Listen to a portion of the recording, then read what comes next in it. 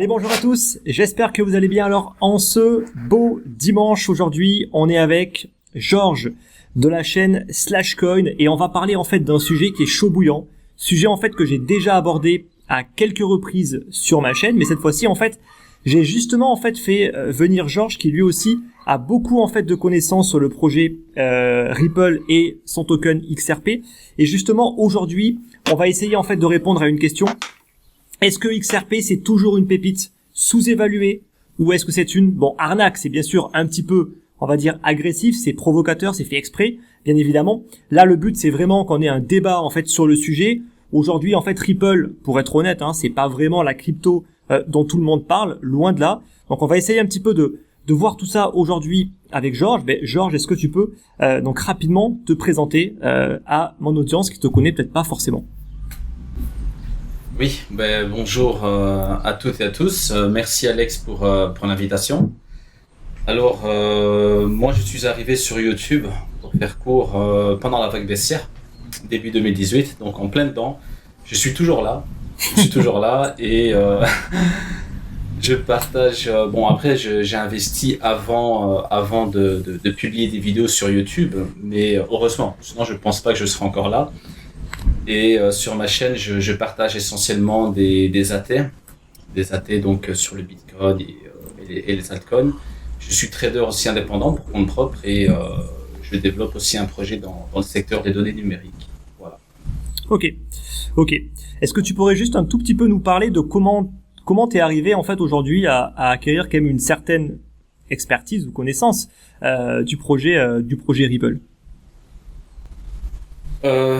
Déjà, Ripple XRP, c'est deux choses assez différentes. XRP pourrait donc continuer à vivre, on va dire ça comme ça, sans Ripple, mais on en parlera plus tard dans la vidéo. Ouais. En fait, moi, quand je suis arrivé en 2017, après, j'étais déjà dans le marché, j'avais déjà donc pris les renseignements avant, mais vraiment là, en tant qu'investisseur, Ripple, c'est quelque chose qui m'a directement éloigné.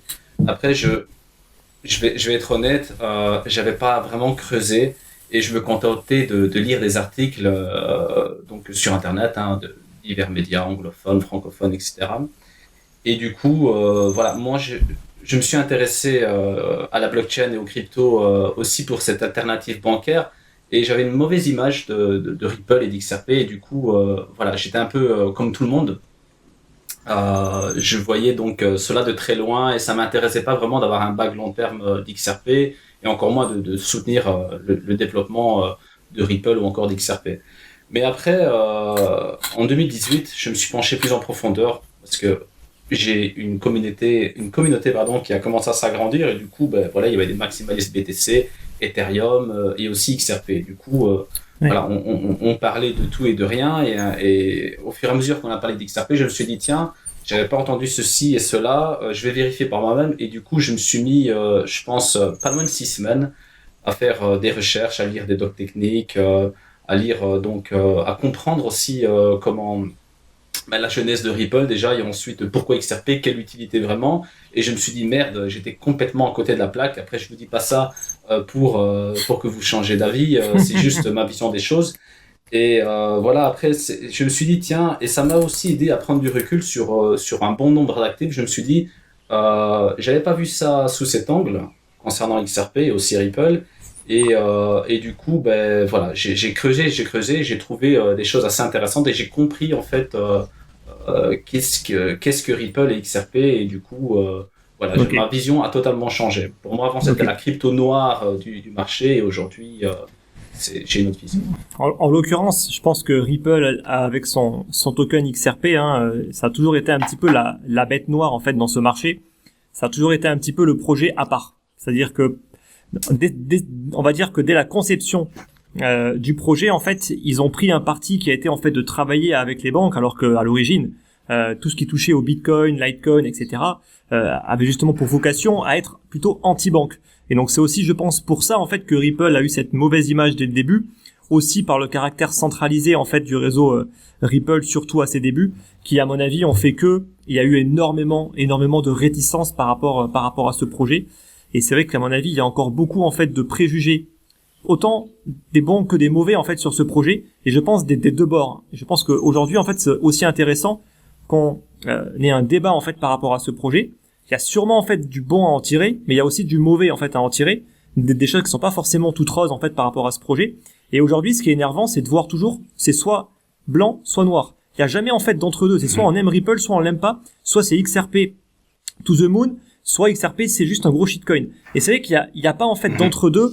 Et ça, pour le coup, c'est vraiment des partis pris qui, à mon sens, ne font pas du tout avancer les choses et ne servent pas à grand chose. Voilà. Donc là, on est justement pour poser en fait les bonnes questions aujourd'hui et essayer en fait d'y apporter des réponses qui après pourront ou non, chacun est après son libre arbitre de faire un petit peu changer en fait les avis par rapport à XRP et donc le token le token XRP et Ripple.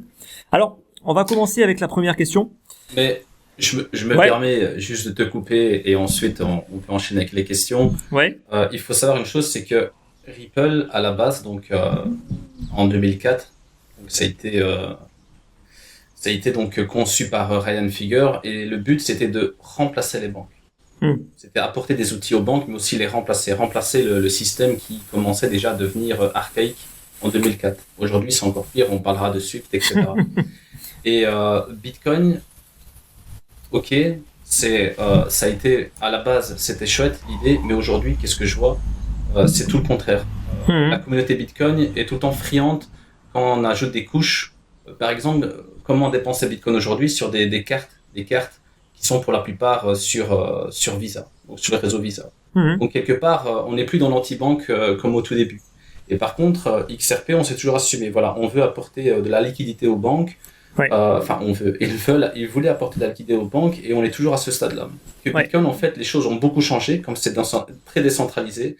Et en fait, j'ai l'impression qu'on a oublié l'idée de Satoshi Nakamoto, car on est très loin de ça aujourd'hui. À mon avis, XRP, depuis le début, on est toujours sur la même ligne. Je pense que de toute façon, pour être honnête, la plupart des gens qui aujourd'hui sont sur Bitcoin sont pas là pour les idées originelles du Bitcoin. Faut pas se leurrer.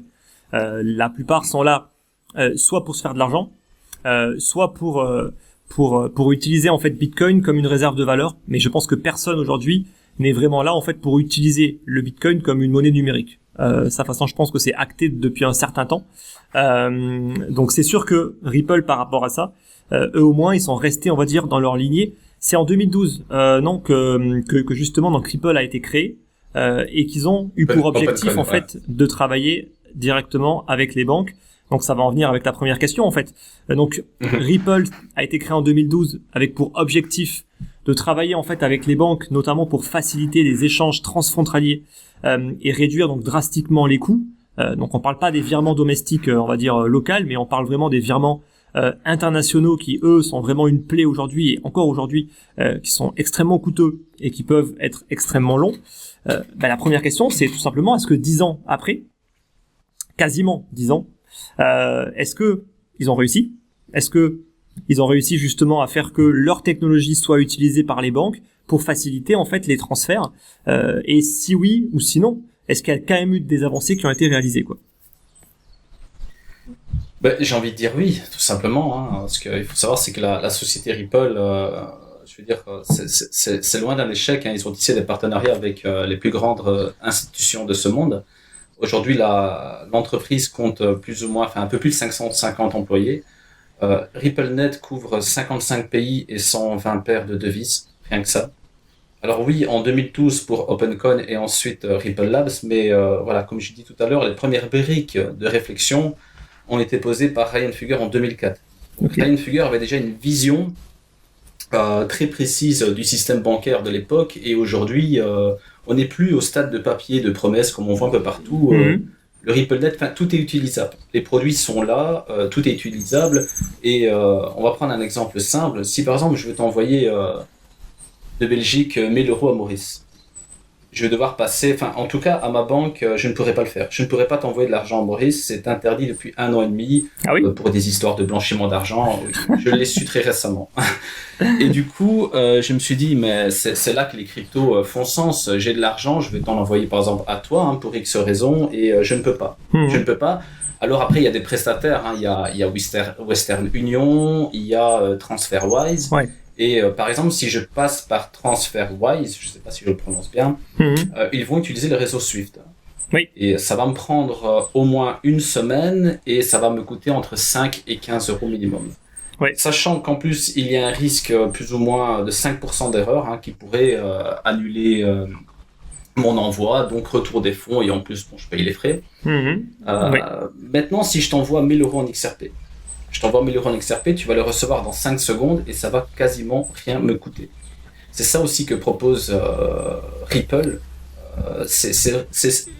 XRP, c'est vraiment le transfert de valeur. C'est ça, c'est ni plus ni moins. Maintenant, si on prend le cas d'une société de transfert de fonds avec ODL, on envoie du point A au point B. Envoyer du point A au point B, ça va prendre que 90 secondes. Il faut savoir, c'est que l'avantage de cet actif, pour moi, il est énorme par rapport à d'autres cryptos qui n'ont pas encore su régler certains points de friction. Okay. Aujourd'hui, on peut pas dire le contraire. Ça va pas me prendre une demi-heure, une heure pour t'envoyer des fonds. Si moi maintenant je dois choisir de t'envoyer 1000 euros, je vais pas le faire en Bitcoin ou passer par Western Union ou que sais-je. Je vais t'envoyer 1000 euros en XRP parce que je sais que toi, tu vas pouvoir tout de suite les convertir. Il y a la liquidité pour 1000 euros, je pense qu'il n'y a pas de souci, et avoir tes 1000 euros. Ok. Le seul problème, c'est que si tu m'envoies 1000 euros en XRP, moi je fais comment pour les avoir sur mon compte à Maurice? Tu les convertis donc sur une plateforme d'échange contre des euros ou des roupies à Maurice, et tu les transfères sur ton compte bancaire en paiement. Ce que je veux dire, c'est qu'aujourd'hui, en fait, les banques n'acceptent pas. Donc ça veut dire que concrètement, que tu m'envoies du XRP ou n'importe quel autre crypto, il faut toujours passer par une plateforme centralisée. Donc l'échange, il est rapide. Mais après, si on veut vraiment utiliser les fonds, on est toujours soumis au même problème. Nous, de pair à pair, oui, mais avec RippleNet, les produits qui sont dans RippleNet, Ripple est en mesure d'avoir des roupies, de prendre des XRP, les convertir en roupies, dollars, etc. quoi. Mais nous, de pair à pair, effectivement, tu vas devoir passer par des exchanges centralisés comme Base, Kraken, Binance et bien d'autres. En effet. Donc je pense que là on peut en venir directement. Alors je vais sauter à la question 3, on reviendra à la question 2 après. Donc justement, donc il y a eu plein d'annonces. Et c'est vrai que moi je suis toujours extrêmement prudent avec les annonces. Depuis des années en fait pour nous affirmer en fait que les banques utilisent justement les technologies en fait de Ripple. Donc j'ai trouvé par exemple la Fidor Bank. Il me semble même que la Fidor Bank est une des banques qui travaille avec Kraken. Il y a eu Western Union, il y a eu la SBI Ripple Asia, qui a annoncé qu'ils ont créé un consortium bancaire au Japon avec plus d'une quarantaine de banques. Moi, la question aujourd'hui, c'est est-ce qu'on a vraiment des cas concrets? Est-ce qu'aujourd'hui, on est capable, si on a une banque qui utilise en fait les technologies Ripple, de pouvoir réellement faire des transferts en l'espace de quelques secondes de manière simple pour les clients, en utilisant vraiment leurs technologies qui ont été conçues justement pour ça, quoi. Il faut savoir, c'est que, comme je l'ai dit tout à l'heure, donc tout est opérationnel. Ils veulent tout simplement remplacer le réseau Swift. Et aujourd'hui, donc, on peut dire c'est que Ripple s'adresse plutôt aux institutions. C'est faire du pair à pair, du peer-to-peer, mais c'est plutôt pour les institutions. Si tu es une banque, par exemple, et que tu veux participer ou plutôt adhérer à un des produits Ripple, le processus est assez simple. Donc, oui, ça fonctionne. Ok. Mais ça fonctionne, mais voilà. Aujourd'hui, en fait, c'est vrai que moi, j'ai du mal à avoir des infos, on va dire, concrètes. C'est-à-dire que ce que j'aimerais, en fait, c'est vraiment que des personnes me disent, voilà, moi, j'ai telle banque aujourd'hui, enfin, je suis à la Fidor Bank, par exemple, et effectivement, quand je fais un transfert, par exemple, sur une banque en Asie, au Japon, qui également utilise les technologies Ripple, moi, la question que je veux savoir, c'est est-ce que les clients peuvent aujourd'hui s'en servir, ou est-ce que c'est vraiment encore à l'étape en fait de test. Alors après ça c'est peut-être pas des questions qui sont simples et peut-être qu'il n'y a pas vraiment de réponse encore claire par rapport à ça. Mais voilà, moi en tout cas je me dis après 12 ans, quasiment 10 ans, est-ce qu'aujourd'hui c'est en production, c'est vraiment utilisé pour les clients des banques pour faire des transferts, tu vois. Moi c'est ça vraiment qui m'intéresserait en fait de savoir, mais je sais pas si au final t'as la réponse. Oui, c'est en effet utilisable. Et XRP, donc, est utilisé via via Xrapid. Donc, ce qu'il faut savoir aussi, c'est qu'il y a encore du développement, hein, malgré tout, chez Ripple. Il faut imaginer Ripple comme un cheval de Troie. Donc, ils ont compris que refaire toute la plomberie du système financier ne se ferait pas en une nuit. Et du coup, donc, le moyen de convaincre les institutions, j'essaie de répondre en parallèle à la question. Le moyen pour convaincre les institutions, c'est de leur proposer, dans un premier temps, une technologie qu'ils connaissent, comme Xcurrent. Donc, Xcurrent, c'est un peu l'équivalent de Swift, mais en mieux. Okay. Alors, une fois que RippleNet sera installé partout, hein, c'est l'objectif, hein, on va pas se cacher, donc l'objectif, c'est vraiment d'installer RippleNet partout. Ils vont commencer à faire la transition vers le One-to-One Liquidity, qui va permettre justement aux institutions financières de réduire les frais. Donc, le problème qu'on voit dans le monde de la crypto, c'est que tout le monde pense que tout va se faire en un jour. Il y en a beaucoup, c'est un sprint et 5 km après, ils sont crevés et que Ripple, c'est un marathon. Ils savent qu'ils vont arriver jusqu'à la ligne d'arrivée, mais dans combien de temps, on ne sait pas. Donc, c'est sûr qu'il y a encore des choses à développer pour la clientèle des banques, mais là, en tout cas, on peut dire qu'en 11 ans, ce qu'ils ont réussi à faire, donc ils sont proches des banques centrales, ils sont proches des plus grandes institutions, ils ont vraiment une technologie qui est opérationnelle, c'est plus un white paper, hein, comme on voit un peu partout. Donc je pense qu'ils ont tous les moyens, hein, c'est un peu comme les CBDC, ça fait peur à tout le monde, mais pas Ripple. Ça fait pas peur à Ripple, on aura toujours besoin d'un pont, on aura toujours besoin d'XRP, même avec les monnaies donc les monnaies donc des banques centrales qui vont émettre. Ok. Donc là, en fait, eux, ils pensent pas genre à demain ou court terme. Ils pensent moyen-long terme. Et c'est comme ça qu'une entreprise se développe. C'est toujours en pensant très très loin.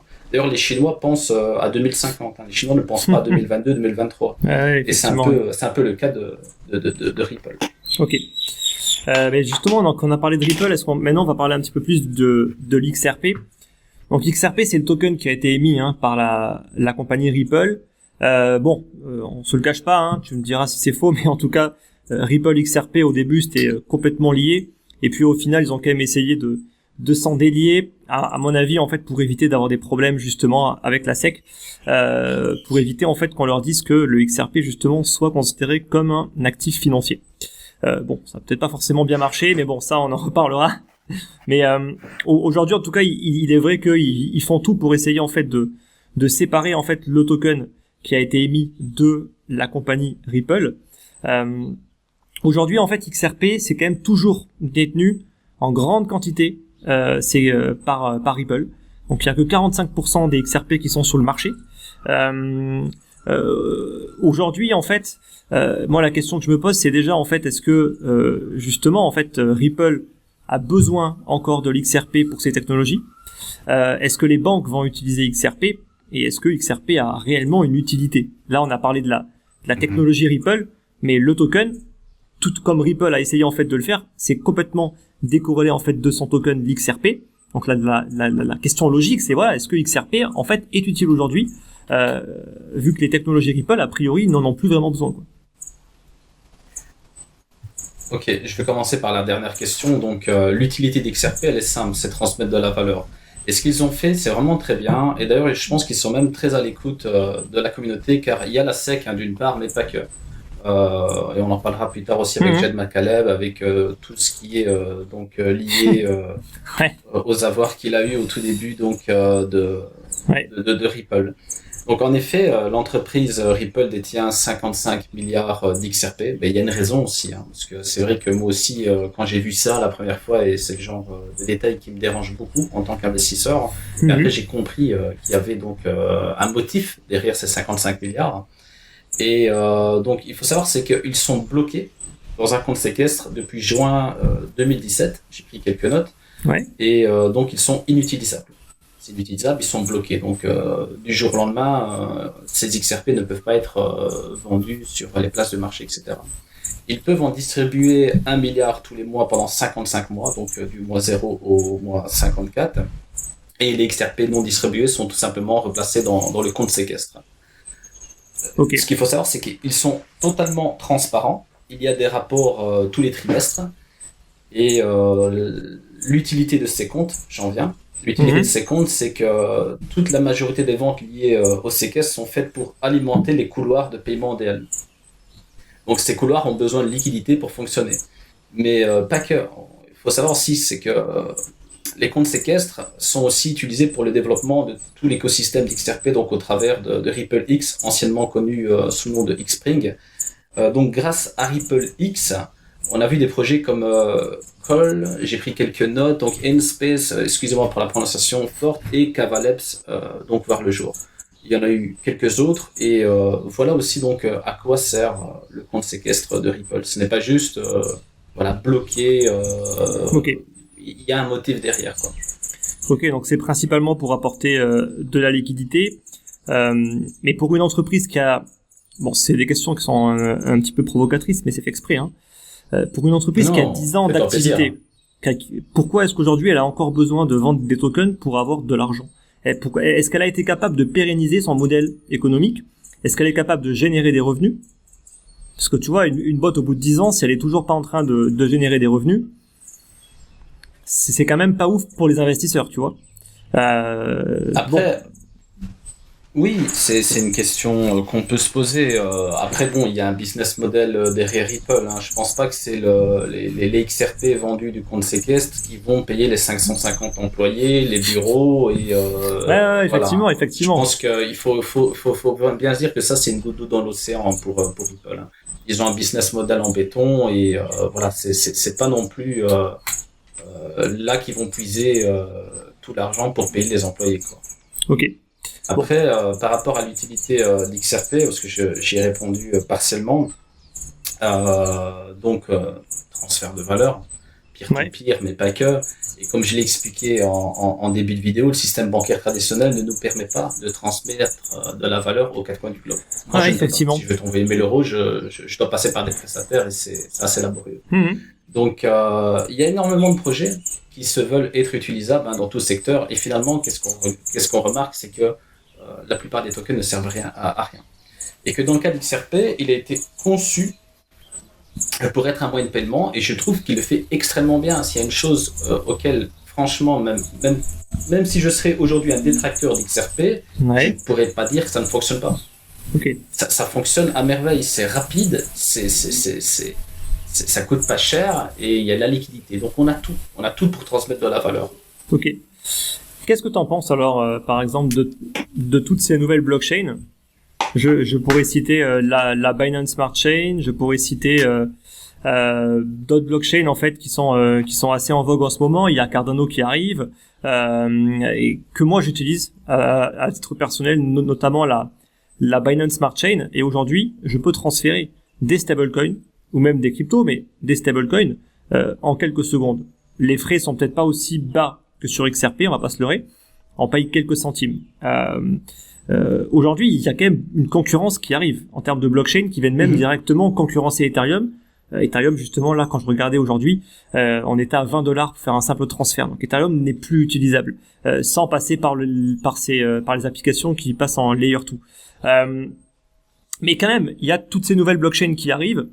Honnêtement, je pourrais en citer plein. Est-ce que justement ces blockchains-là qui arrivent à supporter bien mieux la charge en fait que Ethereum et que Bitcoin ne peuvent pas aussi être des concurrents sérieux et en plus de ça, transférer des stablecoins, c'est peut-être aussi un peu plus rassurant pour beaucoup de personnes que de transférer un token qui est quand même relativement volatile.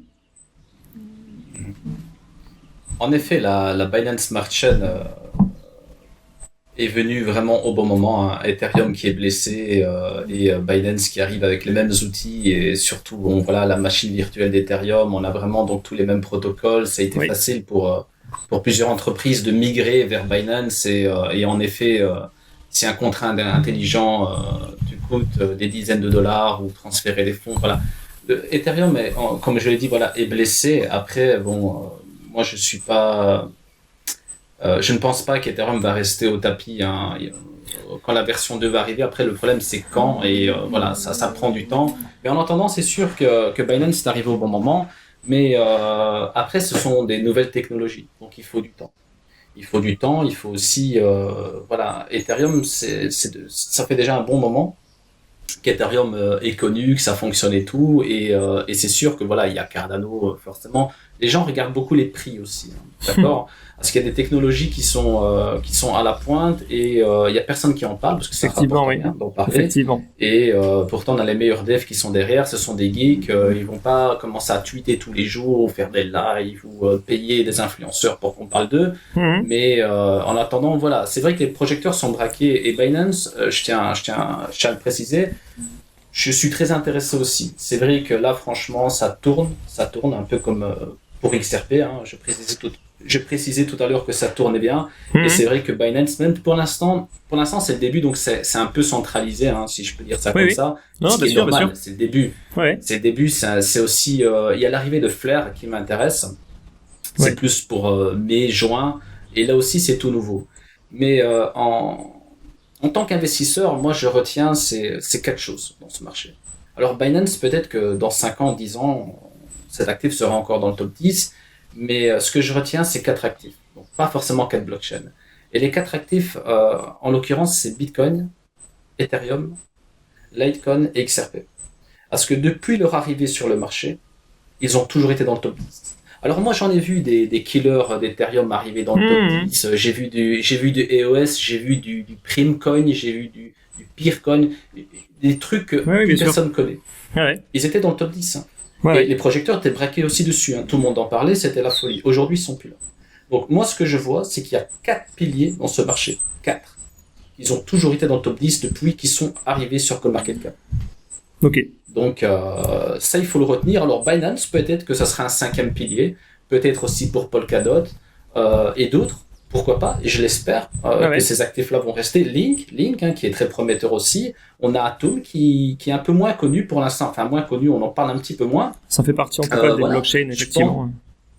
Je pense que c'est des projets qui peuvent durer dans le temps, mais pour l'instant, XRP, c'est depuis 2013 hein, qu'il est dans le top 10. C'est pas depuis 6 mois, hein. Ça fait pas 2 mois qu'il est là dans le top 10. Hein. Depuis 2013. Je suis d'accord.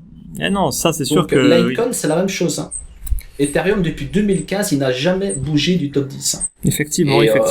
À part ces 4 actifs-là, il n'y en a aucun qui peut se vanter d'être resté 7 ans dans le top 10. Et moi, en tant qu'investisseur, ça attire mon attention. Alors, Litecoin... on peut discuter hein, des fondamentaux hein, avec Charlie Lee derrière, voilà c'est une copie du Bitcoin, mais en attendant, le Litecoin, si je devais donc t'envoyer des fonds, tantôt parler d'XRP, le Litecoin ça me dérangerait pas de t'envoyer $1000 en Litecoin, ça va rien me coûter, et je sais que dans un quart d'heure, une demi-heure, tout au plus, tu auras la première confirmation, et ça marche plutôt bien aussi quoi. Ouais. Effectivement. Mais bon, c'était plus par rapport, en fait, c'était pas forcément par rapport à Ethereum, ce que je disais, hein, c'était plus par rapport à XRP, justement, du fait, en fait, que XRP aujourd'hui n'est plus le seul moyen pour transférer rapidement à moindre coût en fait des fonds. C'était plus en fait dans ce sens-là. Mais oui, il faut pas hésiter à me reprendre parce que moi quand je pars, je peux partir un quart d'heure. Mais pour répondre précisément à ta question, ce qu'il faut savoir c'est que même si t'as une technologie qui fait mieux que Ripple, ou XRP aujourd'hui, ça va pas suffire. Ça va pas suffire. La richesse de Ripple, c'est le carnet de contact. Oui, le carnet de contact de Ripple. C'est les institutions derrière. Alors si toi et moi maintenant on crée un projet, on fait mieux qu'XRP, c'est possible. On prend les meilleurs devs du monde, on a l'argent, ça marchera pas. Ça ne marchera pas. C'est pour ça que tous les killers d'Ethereum, t'en as qui sont arrivés avec quasi mieux qu'Ethereum, peut-être même mieux pour certains, et qui est resté Ethereum, parce que Ethereum est implanté.